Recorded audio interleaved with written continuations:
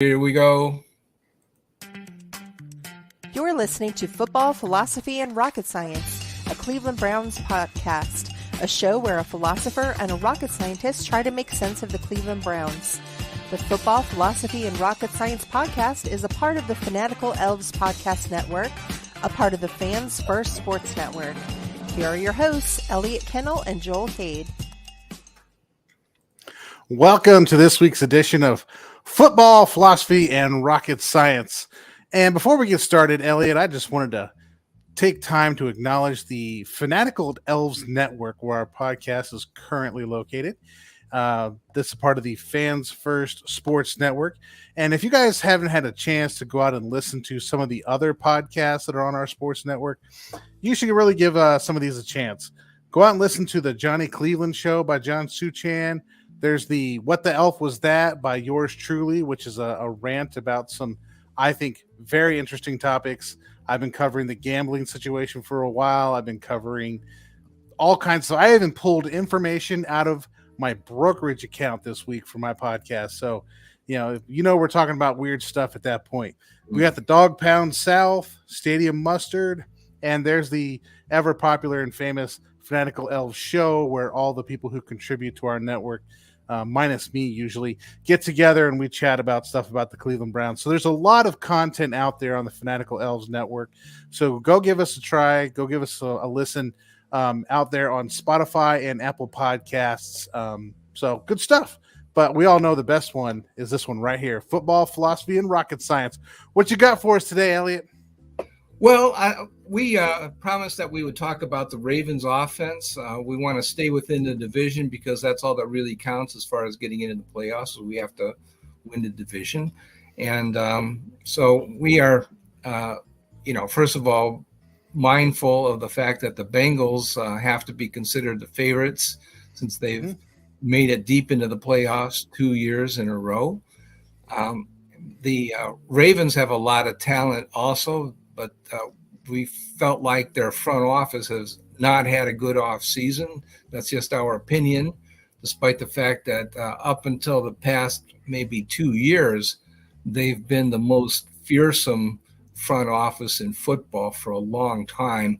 A lot of it has to do with Ozzie Newsome, the former Cleveland Browns Hall of Fame tight end.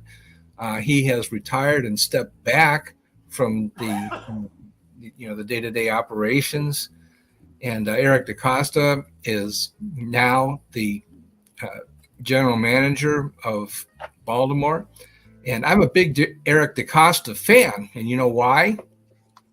Because Tell us why. The Baltimore Ravens. That's and right. Eric DeCosta has been the answer to my prayers so far. So far.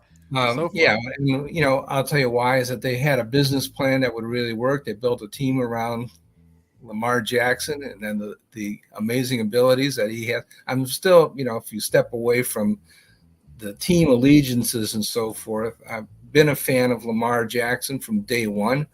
I think I would have drafted him. I would have drafted 2 quarterbacks in that draft because I was really drinking the Kool-Aid on quarterbacks that year. I was absolutely nuts about more than one guy.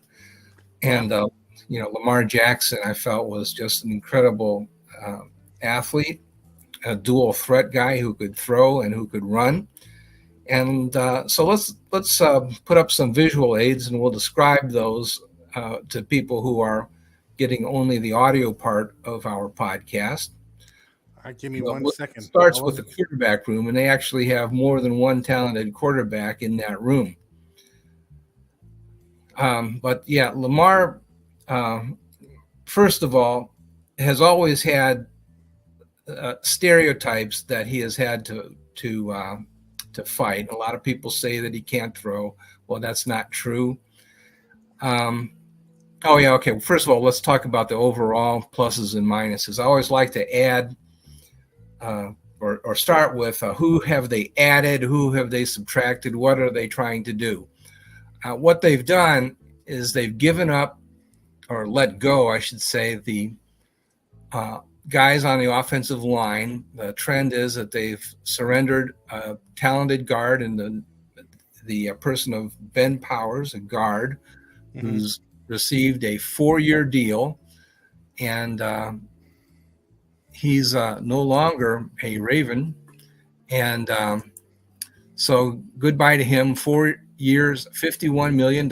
He's gone. Tight end Josh Oliver was a blocking tight end, and he's gone for 3 years, $21 million, $8.2 million, essentially about 1 year and change is guaranteed on his deal. Let's pause right there. Let's talk about these two. I think this is interesting that they're letting the guard and the tight end. These are two blockers, basically. You don't need no blocking. I think this is interesting because I think it's indicative of the direction the offense is going. Right? When you have a zone-based offense, which they've had, you need excellent guards. This is why the Browns have excellent guards. To let an excellent guard walk out and get almost $30 million guaranteed from another team means you just let some talent walk out the door. You've also let a blocking tight end walk out the door, which you also need to have an excellent zone team. So this, to me, indicates a shift away from a rushing attack. So I just want to poke that in there, just from those two walking out the door by themselves. But go ahead. Okay, and then they also let Kenyon Drake go. He was a significant contributor on offense last season. Not that he was not the first string, but he had some 400 yards rushing, I think, something like that. And they also let Sammy Watkins go at wide receiver. There might not have been room for him this season. I've never been a big Sammy Watkins fan. Yeah, he's fast and he's talented, but he's had trouble staying healthy, and not really been that consistent. Mercurial person. Where they spent their money is they spent a lot of money on Lamar Jackson, and they spent money up front. And if Randy Gurzy were here, we would go back and forth on that a little bit. But Randy Gurzy is the site expert for Dog Pound Daily. Yeah, and we used to clash on this about how you should run a football team. And I think up until 3 years ago, I was on Eric DeCosta's side that you should not defer too much money downstream. But based on the economy and the way that NFL revenues are expanding, and you can pretty much count on the NFL revenues and thus the salary cap expanding in the future, you have to defer money into the future. It just really pays to do that. Yep. And if you spend too much money on a big contract that you don't have to, there's not really that much sense in doing that. But anyway, they put down a massive down payment on Lamar Jackson that they didn't have to do. And Odell Beckham Jr., they signed for a 1-year deal, $15 million. Now, not all of that is being spent on the 2022 salary cap, but nevertheless, he's got it's another one of those deferred, got a bonus and put it through extra years. And I do think that Odell is a good match to Baltimore, but I'm not sure that he's worth $15 million after 2 ACL operations on the same knee and on the same ligament. I'm not even sure he's a good match to Baltimore. I mean, when he ran this offense with Todd Monken in Cleveland, this was the height of his I'm upset and frustrated. I'll explain why I think he is a little bit later, but okay. He has to play somewhere, okay? And he's playing where they give him money. Yeah, well, no, but I mean, some team has to sign Odell Beckham Jr., and a team that would best take advantage of his services is a team that has an improvisational quarterback, because he's an improvisational receiver. And, Baker Mayfield never knew where he was going to go. And I think to some extent, he really cleaned up his act in Los Angeles, frankly. But even if he does take some liberties with his routes, Lamar Jackson is the one guy who can scramble around and correct for that and still deliver the ball to him. Well, I will say about Odell in Los Angeles. He was asked to do a whole bunch of different things. Okay, in Cleveland, he's running the same offense they're running in Los Angeles with some variations, but it's pretty much the same offense. And he's out there as the number one being double teamed, and he's trying to how the heck do I get open? Running all over the place to get open, which, okay. Then you get to Los Angeles and he's playing that number 2 slot, a number 2 receiver. So he's outside. He's not on the slot. Ignore the slot part. He's on the outside playing the number 2 receiver, which is a lot of backside receiver, which runs a lot of backside deep in routes, which he caught a lot of passes on. But that's primarily the second or third option in most of the routes in that offense. So he's able one-on-one to get open. I don't think anybody ever questioned that. It's just when he gets double teamed, he's done. Well, yeah, but I also think, even when he was in New York, Eli Manning had to wait for him to get open, and he was not a great pattern receiver. But okay, let's not talk about. I will agree about that. I will agree with that. They went after wide receivers this offseason. They did upgrade their wide receiver core significantly. One of the keys is they got Zay Flowers, wide receiver out of Boston College, probably start his first season, and so that's what they did. Okay, we can skip ahead now. Let's move ahead. Okay. So what is their business plan? They want to be good every year. They don't want to defer salaries. They'll pay up front. That's what they did with Lamar Jackson. They didn't take the first year discount that they could have given themselves. They've got a lot of money tied up in Ronnie Stanley, Roquan Smith, who's a big defensive talent, and also Marlon Humphrey. Okay, so they've got a lot of money tied down, and Odell. I think they probably figured, we do have the option to defer some of his salaries. Let's do that. So, okay, not so bad. So let's move ahead. Quarterback room. We like Lamar Jackson. At least I do. I think he's a great quarterback.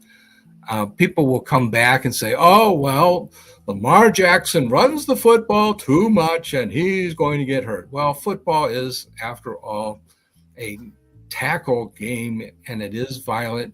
Quarterbacks do get injured, but we have to, come on, let's get serious. Lamar Jackson is 26 years old. He's not 36 years old. Let's ask the question, has there ever been a 26-year-old running back to play an entire NFL season without getting horribly injured?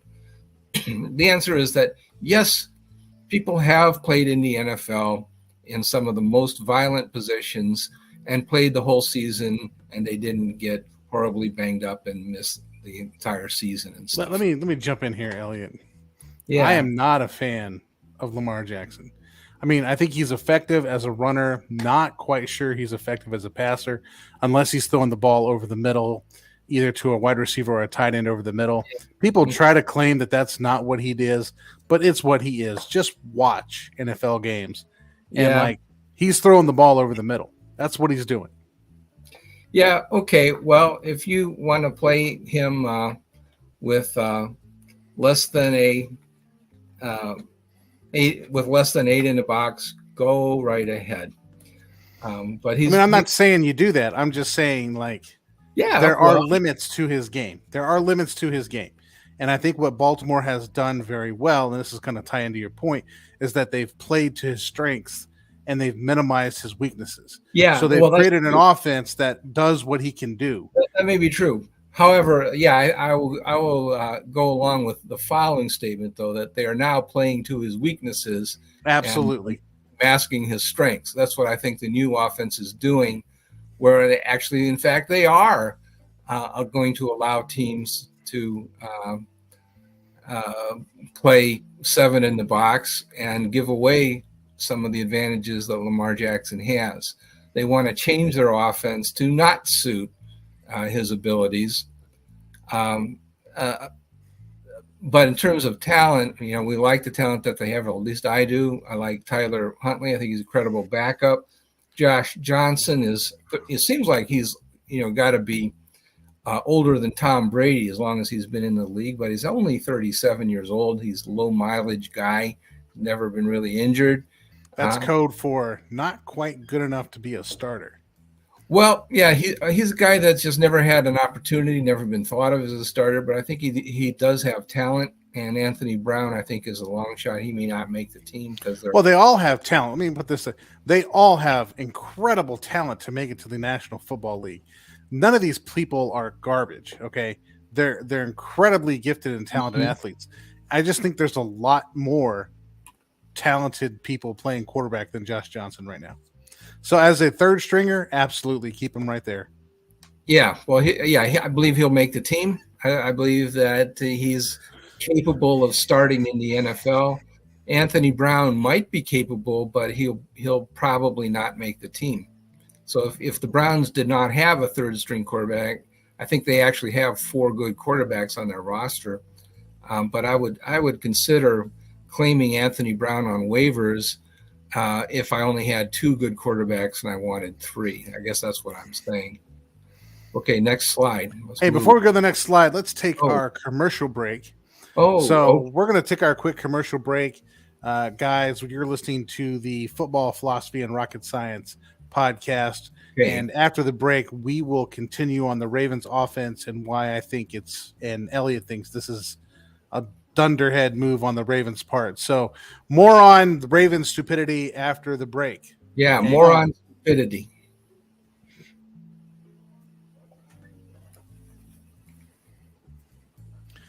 All right, everybody, we're back. Hey, we're talking about the Ravens offense. And Elliot, we were going to just finish up our conversation on the quarterback, and we're getting ready to talk about my favorite room, the 5 first-round draft pick wide receiver room that I've seen overhyped this entire offseason. Go with all kinds of wide receivers in the Baltimore Ravens offense this season. One difficulty that they have is at the moment, Rashad Bateman is on the PUP list, the physically unable to play list. And I believe it has something to do with a foot injury, and I don't really know the extent of it. And I think he just recently went on that list. Odell Beckham Jr. is, we just have remarkable expectations for what Odell can do. I don't know that this is really warranted because he had some great success, but as you point out, he was not the number 1 wide receiver for Los Angeles in their Super Bowl run. That was a guy named Cooper Kupp, who generally demanded not 1, but 2 defensive backs covering him. And Odell got to work on maybe their number 2 or number 3 guy. And Odell hurt himself in the Super Bowl. I like Odell. I think he's is a very, very talented wide receiver. But, man, he injured that knee twice, the same ACL. The prognosis for coming back 100% on a second injury to the same knee is not really that good. I think it's presumptuous to offer a $15 million contract to that player. Desperate times calls for desperate measures. I think it was crazy. I am a fan of Odell. I bought a T-shirt directly from Odell. I should probably tell that story at some point. It was not a terribly political T-shirt, but generated enormous controversy. I'll just say that. Zay Flowers, their number 1 draft pick. He was not an early pick. He was kind of late, so you wouldn't project that he's going to be an automatic 1,000-yard guy. But Baltimore does have very good scouts, so we'll wait and see on that. Devin Duvernay, you don't hear very much about him, but he was a number 3 pick, not a guy that gets enormous publicity, but I think that guy is really, really good. Every time he plays the Cleveland Browns, he kills us. He's really a very talented guy. I want to also say some stuff about Nelson Agholor. He was a deep threat receiver who had nearly 900 yards for the Raiders in 2020. With the Patriots, good typing, Elliot. He had nearly 900 receiving yards, but he dropped off in 2021 and 22 and had around 400 in both of those seasons. The Patriots had their problems on offense. Let's face it, with Mac Jones as a rookie in 2021. Right. And he had no offensive coordinator to speak of in 2022. A lot of things were wrong with that team. Mm-hmm.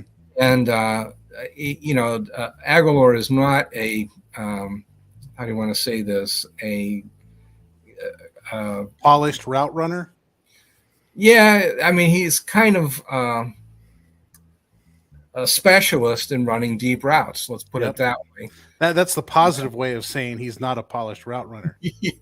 Yeah. But I mean, there's room for guys like that in absolutely offense, and he can really and that's who Evan Duvernay is. That's who Rashad Bateman is. So, and that's who OBJ is. So, we'll see what happens. But on a team where the guy they're playing quarterback can scramble and buy extra time, that can really work out well. It's not such a good idea if your quarterback is, like a statue that is not maneuverable behind the line of scrimmage, and your offensive line really is not able to buy time for your guy. Well, that's part of the strategy as a coach, right? You're wanting to come in, how are we going to deal with Lamar Jackson? We're going to run cover 4 against this, or cover, there's a lot of different coverages you can run against people just trying to run long and then bring their route short if they can't beat you long. Okay. The other thing is you want to contain rush Lamar Jackson so he can't escape the pocket, and you're just forcing him to throw the football. Yeah, well, yeah. That's what I would do. That's hard to do, though, because, we're sort of going to let,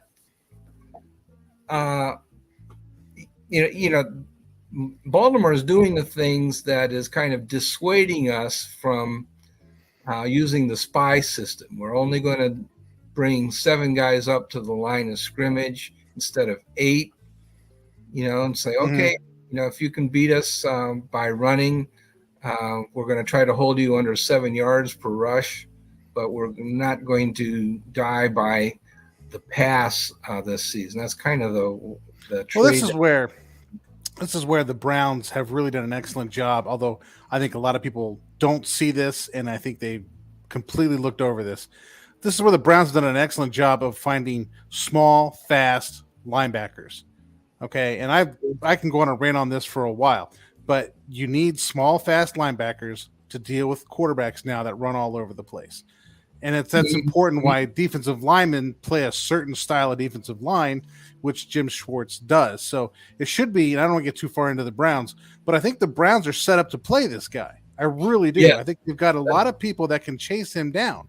He is not the transcendent speed guy that he used to be, given some of his injuries, just given that the league has changed to deal with his style of play. He can no longer just run out to the sideline and just find an alley and run. I mean, that game for him is over. That's why they're looking in some respects to get away from the running thing, because he's not the runner he used to be. When they use him as a decoy and hand the ball off to like J.K. Dobbins, that's when their offense works. Yeah, anyway. Well, that's the first thing I thought of when the Browns drafted Jeremiah Owusu-Koramoah. I thought, holy smokes, that's who we need to compete against Baltimore, man. Mm-hmm. We need somebody that is very, very fast and can play linebacker. But okay, let's talk about the other guys that are on the roster. They do have some NFL wide receivers, but they're not really threats to go all pro.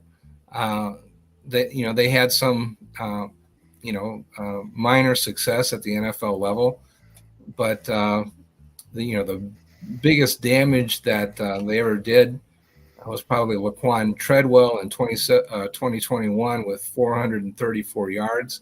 He was a former round 1 pick, and remember, everybody thought that they should have taken him instead of Corey Coleman. You'll recall that we don't want a short wide receiver. They should have had somebody that was tall like Laquan Treadwell. And well, it turns out the fans were absolutely right, because Laquan Treadwell has had a much more glamorous career than Corey Coleman. And that's saying a lot, because yards. But I'm not sure that I would have blown a round 1 pick. Laquan Treadwell has not had what you would call a stellar NFL career. Yeah, I I don't mean, think. Yeah, it's better hard to than- call him. He's been cut multiple times. So I would say if you He's can still call better someone than a bust, I would Corey say he's a Coleman. bust. But I agree, as a bust, he is still better than Corey Coleman. Catch Yeah. the ball, Corey. All right, Catch let's the go, ball. let's go to the running backs now. Okay, so we're not all that crazy about the receiving core, but yeah, they have upgraded it. Okay. For running backs, we got. I think we got the tight end room before we hit the running back. Tight ends room. Okay, they've got Mark Andrews, and Mark Andrews is a dominant tight end. He is a very much a pass catching tight end. He can block. I'm not going to say he can't, but Well, his primary role is to catch passes. He does everything, and he kills Cleveland Browns. He's just really a very impressive tight end. I don't have anything bad to say about Mark Andrews. I don't like Mark Andrews because he hurts the Cleveland Browns. There you go. Thank you. And then, they did lose their other blocking tight end, Josh Oliver, who started 9 games for them last season. And I don't think he has a place in the direction they're going. well, that's kind of true that they're looking at more wide receivers, and they're not going to play 2 tight ends as often as they did last season. They still have Isaiah Likely, who's a not bad tight end. And remember, sometimes they play 3 tight ends. They're crazy for tight ends. I don't see them playing 3 tight ends. Not all in line. I don't see that happening. Not very often anymore. And they had a kid called Charlie Kolar, who's big. Okay, great. And they also have a new kid, Travis Vokolek, who's a 260-pound guy from Nebraska. I think the key stat on both of those, Kolar and Vokolek, is 6'6". This is somebody that Jackson can just throw the ball up to. There you go. Okay. That's what that's about. But they're really blocking guys. Okay, so they got big kids to play tight end. Let's go to the next. But they probably didn't strengthen themselves, I guess we could say that. What happened to the running backs? Did we skip the running backs? I think I lost that slide, perhaps. Maybe. We can talk about the running backs. Let's talk about the running backs. So the key thing that you need to know is that J.K. Dobbins is on the PUP list. Yep, physically unable to perform. Able to play list. Nobody's exactly sure why he's on the PUP list. Does he have? Well, he came off an injury from last year, didn't he? Well, he did, and maybe he really is physically unable to play, or maybe he is the civil rights crusaders for the discriminated against running backs in the NFL who are unpaid and underappreciated. Nobody's quite exactly sure what's going on there. And I have a feeling when they go to camp, we'll find out. Yeah. So anyway, they have Gus Edwards and Justice Hill. And Justice Hill, who had reasonable stats last year. I think from memory that Gus Edwards had a 5.0 yards per carry last season. Justice Hill had 5.3, but they didn't get a lot of touches. Right. The offense changes when they're in, but let's go on. Let's finish up the overview, and then I'll talk about what's the difference between these guys. Yeah, so they didn't add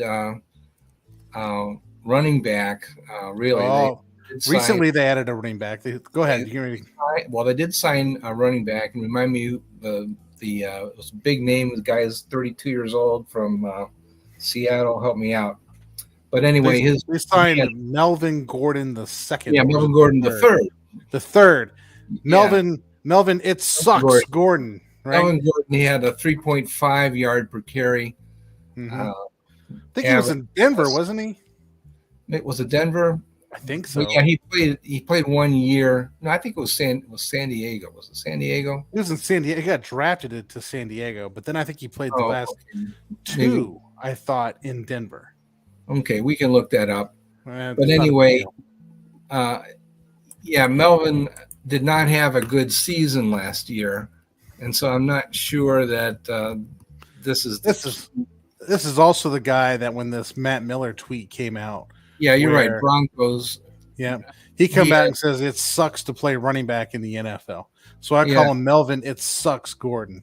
318 yards and a 3.5 yard per carry last season after being a 918 yard back the year previous. So, I think he even got benched. Was complaining. yeah, well, you might as well. He is You know, 30 that's years suck, old. running back. 30 years Yep. old. Okay, that's almost as old as I am. Man. I don't know. Maybe still working that 29th birthday there, Elliot. Yeah. Yeah. You know, I turned 21 this year. I'm pretty excited about that. Okay. I was going to say something that would the FCC might complain about. Well, I Okay. want to say this about the running backs. Okay. J.K. Dobbins is their guy. When J.K. Dobbins, and I don't think this is a good way to run an offense, but they do it. Okay. J.K. Dobbins is the workhorse. They will give him touches and give him touches and give him touches. And when he's in the game, he is the primary runner. And Lamar Jackson is primarily a decoy, or he's the guy that takes off around the edge just to keep the defense honest so that Dobbins can hit the hole on his own play. Okay. I could draw this up. It would make more sense, but this is one of the problems the Browns have had in their offense is keeping the outside edge guys and the backside, honest. So when J.K. Dobbins is on the team and on the field, Lamar Jackson doesn't have to be the primary runner. But when you get Gus Edwards and you get Justice Hill in there, all of a sudden the offensive running game goes through Lamar Jackson. And this is where he ends up getting hurt. Teams will like focus on him or read him and take him out of the game as a runner. Then the Ravens offense is just, they don't do anything at that point.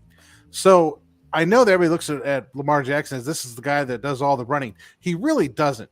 It's really the running backs that do all the pound and pound and pound and pound and pound that focuses the defense on. We got to stop this pounding on us.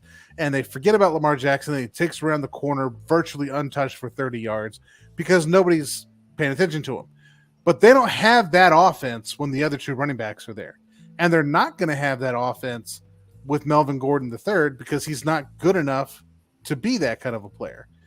Yeah. So they're going to have to, again, this signals to me that they are not going to be a primary run first team moving forward. Not as much, certainly. Mm-hmm. Certainly. And yeah, one thing I've also forgot to mention is the fullback position, one of the few teams in the NFL that still has a fullback, and they have a 311-pound pain in the butt. We'll see if he makes the team. And yeah, okay, they actually have two guys, Patrick Ricard and the other guy's name is Mason. I forgot his first name. He usually doesn't make the team, and they keep him on the practice squad, so the Browns could take him if they want to. But he's I don't see either one of those two making the team. Maybe not, but yeah, it would be a salary cap savings if they cut Patrick this time. But he's really very good, and so they used to line up two tight ends and then this big fullback dude, and then run a halfback right behind him, and boy, that was pretty tough. Let's talk about the offensive line. Remember, they did not re-sign their offensive guard, correct. And so they've got the shrimp of the lot is Tyler Linderbaum, who's undersized, the only guy in Baltimore history on the offensive line that's below average in height and weight, but he's doing a good job at center. One of those guys coming out of Iowa playing center, yeah, smart guy. State, but I think it was Iowa. Smart guy, played center, understands coverages. This would be a guy that would make all the coverage calls. I liked him. I really kind of hope the Browns would have taken him, but a first round pick for a center is a lot to ask for, and that's what they did. So they wanted to, solidify that position. But I think more importantly, what they needed was a smart guy at center to be able to take some of the load off Lamar Jackson and calling protections. But go ahead. Yeah, and then we know Kevin Zeitler very well. He played for the Cleveland Browns for a number of years, and he's also a former Bengal. And is he really up to 340? That's what he's listed at. That's pretty big for Kevin Zeitler. That kind of shocked me too. I wonder if that might be that's what Pro Football Focus had him at. Wow, that's pretty big for Zeitler. I'm just saying. Let me just double check that. See if let's see what the Ravens list him at. Yeah, I agree. That seemed like a big number. That's a big number for a guard. But yeah, everybody in Baltimore is big. But I don't remember him being that big either. Yeah. And, Zeitler is listed by Baltimore as 6'4" and 340. So wow, he's been working out. Okay, working out something. I don't know what he's working out, but working out something. He did something. He's a big fella. Okay, and he reportedly wants a new contract prior to the 2023 season.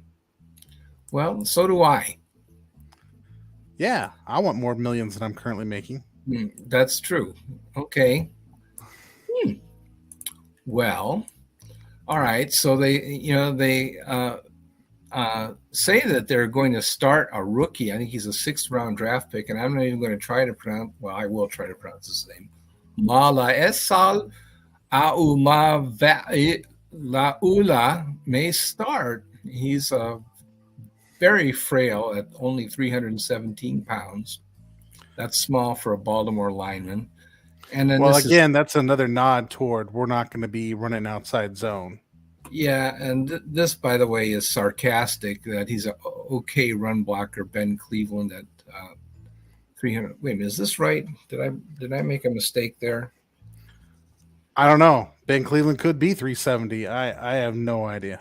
Yeah, okay. No, I'm getting mixed up between him and Ben Powers. But yeah, okay. Ben Cleveland, 6'6", 370, an okay run blocker. So 370 is correct. They want to go on a short yardage with Ben there.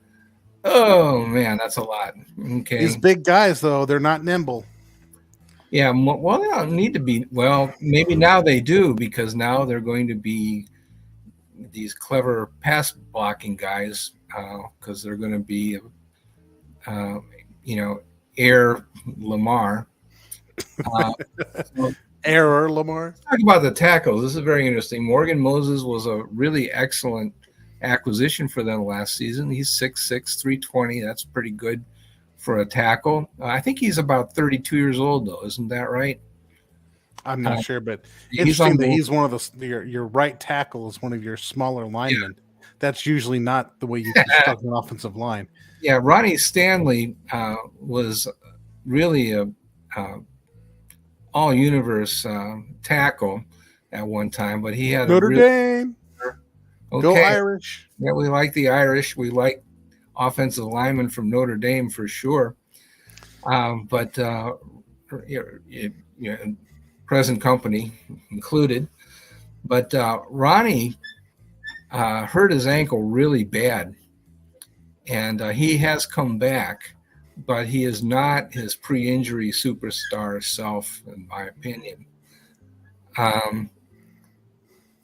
So I think that it's a little bit questionable whether he's going to play every down this upcoming season. Mm-hmm. They do have Patrick McCarry, who can also play tackle, and this should be Daniel Fa'ali, who also plays tackle. So they have options. They have depth, but they didn't really upgrade themselves at offensive line. They let a guy go rather than upgrade themselves. So there you have it. We don't think that they've upgraded themselves offensively. Now, they think that they do because they added Odell Beckham Jr. and Todd Monken, who led Georgia, ran that University of Georgia team. So Yeah. Okay. Well, we have experience with Todd. He had that year with the Cleveland Browns in 2019 when we darn near led the entire NFL in interceptions. I'm not sure how great of a season that actually was. And he had a similar season, I think, with Tampa Bay. And didn't they didn't they lead the NFL in interceptions? And then that's why he went to University of Georgia. Yeah, yeah. Well, he did great with Georgia, though. Let's give him props for that. But college is not the same as pro, so I don't know. But there's a difference in what you can do with an offense, or excuse me, what you can do with a defense when you have an unlimited amount of time to scheme and coach. Well, you don't have unlimited time to coach your players, but in the NFL, is far more time to plan, watch film, and scheme than college teams have. So when you have superior defenders as well, you can pretty much shut down an air raid offense. Just go ask Cliff Kingsbury and his Arizona Cardinals. I'm sorry, former head coach Cliff Kingsbury and the Arizona Cardinals. Well, I'm not totally crazy about gadget offense, but that seems to be kind of like the style of offense that they want to play. They want to have more wide receivers. They want to have extra wide receivers on the field. And, let me waste some of our precious time with just some schematic analysis for a second. Let's just talk about Lamar Jackson for a second. Lamar Jackson played in a pro style offense at the University of Louisville. All these pro scouts went down and talked to him, scouted him and all this stuff, and said this guy needs to play wide receiver. The Ravens picked him up. Now go back to that draft and look at it. Most of the scouts said this guy needs to play wide receiver. The Ravens picked him up and said, we're going to make him a quarterback. And then they put him into an offense that had him running the ball, okay, which is what he does, right? He is fast, he's twitchy, and he's hard to tackle, okay? So they ran an offense that was great for him. And now they're going to come back and say, we need to throw the ball. But they don't go to a pro-style offense, okay? They go to this air raid thing. Oh, yes. They go to this air raid thing, which is why they're loading up on all these wide receivers who have speed, which I think any team should just load up on wide receivers with speed anyway.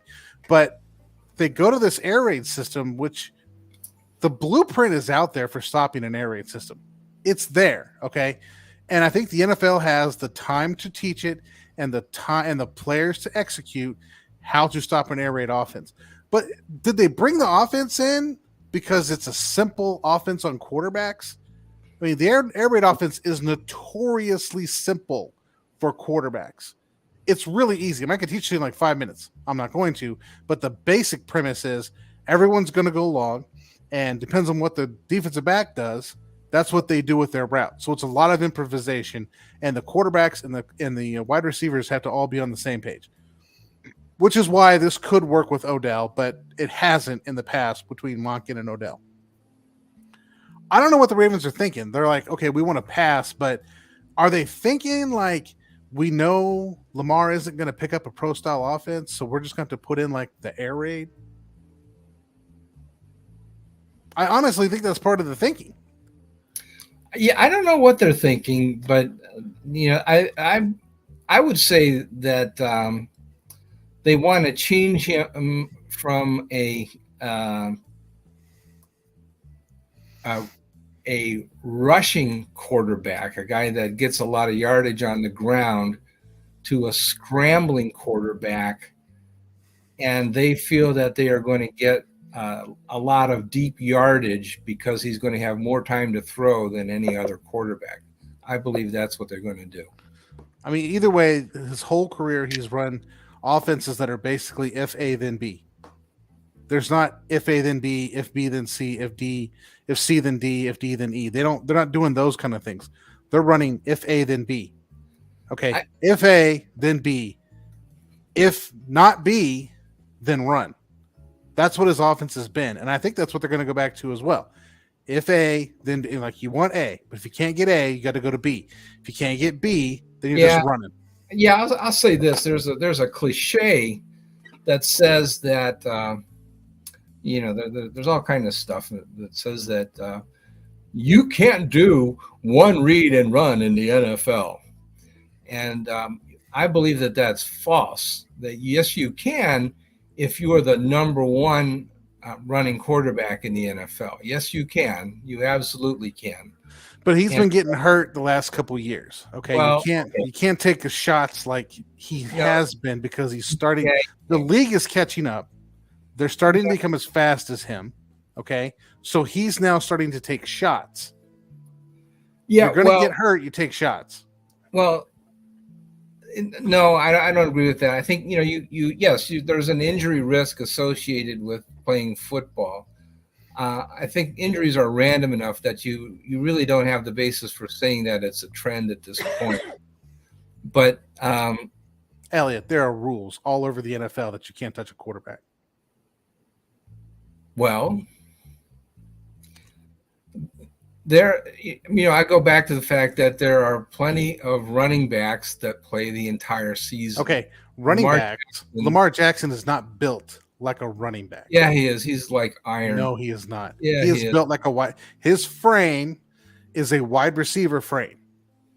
Okay, he's tall. He's tall and lanky. He's got muscle, but he is tall and lanky. That's what your wide receivers are. Running backs are more short and stout. I think that Lamar Jackson has an excellent to play the entire season and to take hits, but I think that he will run just as much as he did previously, but he's going to run to throw. I think if you put a pedometer on him, the Ravens will have him running, but they will run with the idea that the receivers are going to go deep, and he is going to throw the deep ball more than any other quarterback. That's what I predict. And he will have probably more interceptions than any quarterback out there as well. He might, but he's going to throw for a ton. Yeah. Well, let me tell you what's going to happen. The secondary is going to say front seven is going to take care of Lamar. And then teams like the Browns are going to have people that can take care of Lamar. And then they're going to stay back with those wide receivers. And so as soon as he gets in trouble, he's going to throw it to somebody that's already double covered. Or the ball's going to hang in the air long enough that other D-backs can get over there. I don't agree with the Baltimore offense. Understand that. I don't think that their plan is going to work. But I think that I would agree that they will have. Well, they'll have the same results that Todd Monken had when he had Jameis Winston as his quarterback. Jameis had 5,000 yards passing and 30 interceptions. And the thought is that, well. And what was the record that year? What was the record that year? I think it was a losing record. Okay. Yeah. Well, that's what I'm saying. I don't think it'll work. I'm not arguing that the Baltimore Ravens are going to be the greatest team in football. I'm just trying I don't think you're saying that. The plan is and what it's going to happen, why I don't like it. I think that they're counting on Lamar Jackson being a greater scrambling threat than Jameis Winston. Jameis Winston is a 5.1 guy in the 40-yard dash. Mm-hmm. He's not a good scrambler. He's a brilliant long ball guy. And so they wanted to throw the ball downfield. So I think they want to do kind of the same thing with Lamar Jackson, but the idea is that he's going to buy a few seconds to get receivers open, and then he's going to throw 50-yard passes all day long, and he's going to get 6,000 yards passing. That's what they want. I think he will. I think he'll probably lead the NFL or come close to it in yardage, but he'll be among the leaders in interceptions as well because of the risk of, his receivers being covered. So I think. Well, week 1, they got the Houston Texans. So the NFL dished them up a nice, sweet, college level game to start off the season. Yeah, I think the Texans alive. So no matter what happens, after week 1, this is going to be the Ravens offense is the greatest thing since sliced bread. Why doesn't anybody else try this? Blah, blah, blah. Well, put any other team in the league up against a rookie quarterback, against a new head coach, and see what they're going to do. Yeah, I think so. They're going to 450 yards. They're going to kill I'll the believe Texans. And then everybody's going to think, oh my gosh, Baltimore is the greatest thing ever. And Yes. then they'll come down to earth. It's like that year they beat Miami like 100-0 on week 1. They're going to do that this year. Yeah, I would not be shocked to see Baltimore score 50 on opening day. I think Right. it'll. And I think part of that's the team they're playing. I mean, the offense that they're going to run will score points. They will score points, okay? But I think when you put them up against a team like the Texans, they're going to score an inordinate amount of points. And it's nice of the NFL to give them a practice game for week 1. Yes. Yeah, no, I could very easily see that. Yeah, I think, well, I don't know if I want to make betting recommendations on the air. I might get in trouble for that. Somebody bets their house and it doesn't happen. But we are not advocating anybody bet on any game. I'm just saying the Ravens have a practice game on week 1. Oh, man. Yeah. That's a practice game. Well, the other thing, though, is I think we have to look at the Texans defense. They might get a bunch of interceptions on week 1. Oh, they will, but they'll also get a lot of points scored on them too. Well, could go either way. But I could see a lot of things happening through the air on week 1. Good. Yes, and the Texans are really rebuilding. They're going to be in the hunt for the first overall pick again next year. I haven't looked at their defense. They're going to be in the hunt. That they probably have some decent talent back there by now. I don't know. Well, it's the NFL. You have decent talent, but they're going to be in the hunt for the first overall pick. Mm-hmm. I'm pretty sure that's about to happen. Well, I don't know that there was any great quarterback that was worth taking in round 1, period. So, I'm not crazy about. I'm not in awe of any rookie starting quarterback. Well, I think the Texans. Well, we're getting off on the Texans, but I think they'll be bad enough that they'll be able to trade their first round pick down to pick up some picks, especially given the quarterbacks that are coming out next year. Okay. All right, Elliot, we're up against it. We gotta fly out of here.